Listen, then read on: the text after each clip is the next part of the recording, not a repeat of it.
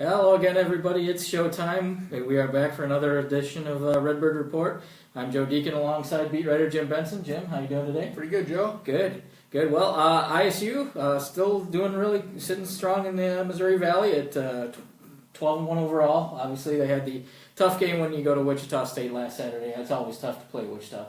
But they did come back on Tuesday and had a nice, strong second half in their win. Yeah, they did. They kind of looked more like themselves a little bit. The defense was really active in the second half at Drake. A lot of bounce in the whole team. I wouldn't say the first half at Drake. I thought they played hard the first half at Drake. Drake played pretty decent, but ISU kind of turned it around there. And the Wichita State game obviously was a huge disappointment. But as Paris Lee said, they kind of left that game at Wichita. You know, once the flight took off from Wichita, they totally forgot about it. And that's what you need to do. I mean, 41-point loss is the same as a 1-point loss. Mm-hmm. It just counts as one loss in the standings, and you move on. You play the next game. And obviously, they knew that Wichita was going to be up for that game, being at home and having lost to ISU once already. Yeah, Wichita State was really revved up. Not a lot of teams in the country, I don't think, would have won at Wichita State on Saturday night. Wichita played very well. They're a very good team, very, very deep. That's where they have a real big advantage over ISU. They could afford to lose one of their top 3 players and not fall a little bit. Well, ISU's lost Mikhail McIntosh for a while, and that's tough for ISU. It's tougher for ISU than it is for Wichita State. But if ISU gets Mikhail back here another 2 weeks or so, then it'll be kind of interesting in St. Louis. It will indeed. It seems pretty clear, as it has all season, that the Shockers and Redbirds are the top 2 teams in the Valley. Now it's just up to ISU to make sure they take care of business the rest of the schedule. And that starts tomorrow night with the traditional rivalry home game against Bradley. Yeah, ISU handled them pretty easily over at Bradley. ISU really slapped some great defense on them in the first half in Peoria. I think they held them to like 18 points or something like that. The game was really over at halftime. ISU is a veteran team. Bradley's probably going to start 4 freshmen tomorrow. Bradley's still one of the youngest teams in the country. I think Brian Wardle's eventually going to get that thing turned around, but it's going to take time, and I think Bradley knew that when they hired him. Indeed. Again, the one thing the Redbirds always have to watch out for is falling into traps, though. I mean, a team like Bradley, you say, with the 4 freshmen, is probably not going to be one, but you can never overlook anybody. Oh, that's exactly right. I mean, that's why there's upsets all across the landscape in college basketball. All it takes is a team to get hot from the 3-point line nowadays, and what you think should be a 15, 20-point victory is all of a sudden a nail-biter going into the last second. So, yeah, this ISU team is such a veteran team. I don't see them taking, looking past anybody. They haven't all year, really, and even, obviously, Wichita didn't look past Wichita. They just had a bad game. Mm-hmm. They've really been prepared for every game this season. That's the one thing I've really been impressed by them. Every game, they've been ready for it. And even at the Wichita game, 15 minutes into the game, it's a 2-point game. ISU was not playing very well offensively, but they were locked in pretty well defensively. It just seemed like when the defense kind of slipped a little bit towards the end of the first half, it kind of snowballed into the second half, and then it just kind of blew up. Yeah, indeed. Well, one other thing about tomorrow night's game is the Redbirds are going to be honoring their 1997 and 98 Valley Championship teams. I remember I was a student at that time for a couple of years there, and those were some fun teams to watch. Yeah, Rico Hill, Dan Muller, Jamar Smiley, Leroy Watkins, Rob Gibbons. Most of the guys are coming back. They said they're going to come back, so I think they're going to have a little reunion, over the weekend. They're going to be honored at halftime Saturday night, so that should be a pretty cool thing for the fans to see. Obviously, that's the last ISU teams to make the NCAA tournament. Yeah.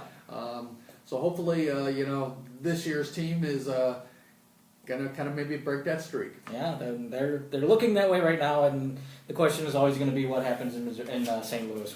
No doubt. So, and along those lines, let's start to look at some of our questions that we received on Twitter. Again, you can send in questions to Jim at PG_Benson, and we'll take a few questions every week on Twitter. And our first question here comes from David, and he says, what do you think will be the status for Deontay Hawkins for tomorrow night's game? Deontay turned his right ankle kind of with about 10 minutes left in the Drake game, kind of stiffened up a little bit. They didn't really need him at that point. He didn't go back in the game.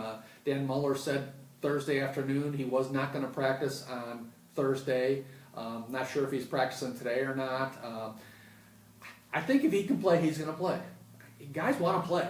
I mean, he's got 5 games left in his, 5 regular season games left in his career. He wants to play. So I think if he's good enough to go, he will go. Now, a lot of people are saying, they shouldn't play him against Bradley to save him for Missouri State next Wednesday. players they're not wired like that. The coaches obviously will be cautious with him. I mean, they're not going to take any risk with him at all. And if there's a chance he could re-injure it Saturday, they're not going to play him. There's no doubt. But if he says he's ready to go, I think he'll go. And he is one of the, so if I'm looking at the stats here, he is one of the 3 players who started every game this year, along with Ashley and Phil Fain. Exactly. So, moving on to our next question, we have from Robert. He wants to know who will be the X factor once Arch Madness comes around. The team is very deep, and it's hard to figure out right now. You know, that's a good question. I've been thinking about this one a little bit this afternoon. I think the guy could be Keyshawn Evans. Keyshawn's game is really just, I think he's taken off. I mean, he's really come a lot farther than I thought he was maybe capable of. I told Dan Muller that the other day. Dan said that we always knew he was going to be a good player, and I kind of said, well, I wasn't kind of sure. But Keyshawn's a very confident player.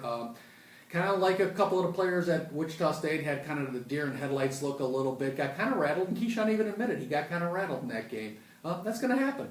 I mean, that's his first time playing in Wichita State. Believe me, that environment is crazy house there.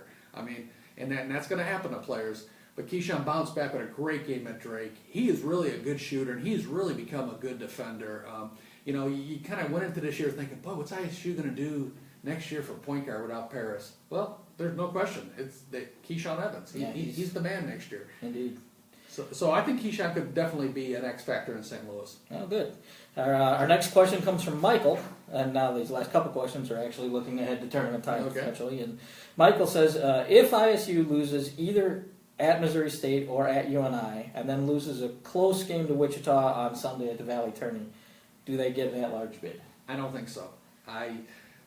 ISU's had some what are considered by the NCAA, when they start looking at the resumes, kind of bad losses, losing to a Murray State team that is a 500 team. That's not a real good loss. The loss against Tulsa is not a good loss. Tulsa's not doing very well.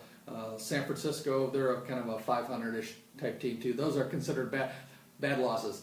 The NCAA, the mid-major teams, like I said last week, they're looking for reasons to keep you out of the tournament. Losses like that would keep them out of the tournament, and they just don't have enough strong wins. And it's not ISU's fault that St. Joe's and New Mexico aren't as strong as they usually are.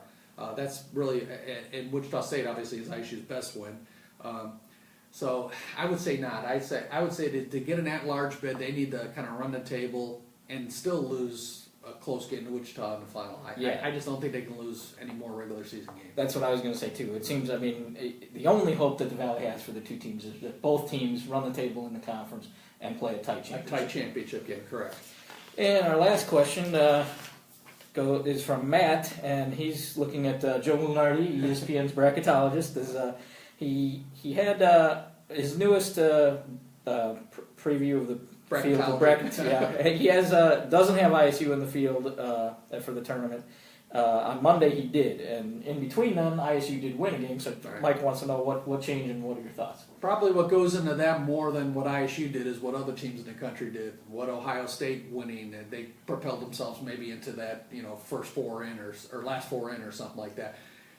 Because Ohio State, might have beaten a better team. So the power conference teams, the teams that are kind of on the bubble, if they get a really significant win, that kind of vaults them ahead of ISU at the point. That's just kind of the trap ISU is in right now, because the Valley is so weak, really from basically 3 on down. It's not very, very good conference. So that's just the trap ISU and Wichita State are in right now. It's not their fault. You just play the games that are on the schedule, but it is what it is. And so, really, the clearest path for ISU to get to the tournament, as Dan Muller will tell you from experience, is to win that title game. Just win the tournament, and then the next week is really relaxing until the selection Sunday. That's exactly right. All right, well, that's going to do it for another show. We will be back next week again, and as usual, send your questions to Jim on Twitter, and we'll try and answer a few. Thanks for watching. Thank you.